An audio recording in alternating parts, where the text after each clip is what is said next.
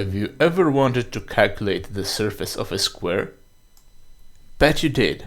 And this is how you did it. You measured its side, then scratched your head, then remembered a very simple formula for that. There you have it. But have you considered something more complicated? Now, this is tricky. You probably never had to calculate the surface of something like this, so you don't know the formula.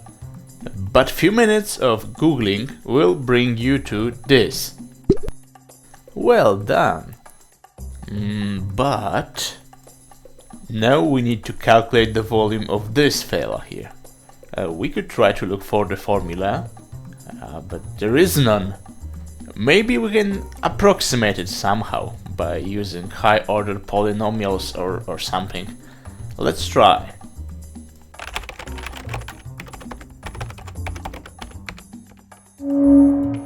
Oh gosh, this didn't end up well. But we are not going to give up that easily. We have something called Monte Carlo methods, which can help us. Let's go back to the square. We can draw another figure around the old one, but this time we know exactly what its surface is. Then we shoot it with an arrow. Where did we shoot? Here. So it's a hit. Let's try second time. Again, success. Try number 3. Oh, not really a bullseye. But we can continue doing this. A few hours passed, but we have some interesting statistics. We sum up all hits and divide them by the total number of our shots, and after multiplying by the surface that we already know, ta-da! We have an answer. Sort of.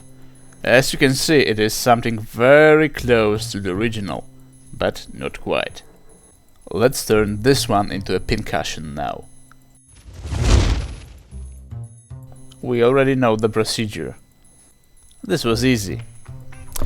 Another challenge. Here our analytic approach with formulas failed. How it will be this time? It worked. We have an answer. Monte Carlo saved the day. We can also use this method for particle transport. Instead of an arrow, let's use a single proton which travels in a particular direction. Let's divide its flight into steps. Step 1.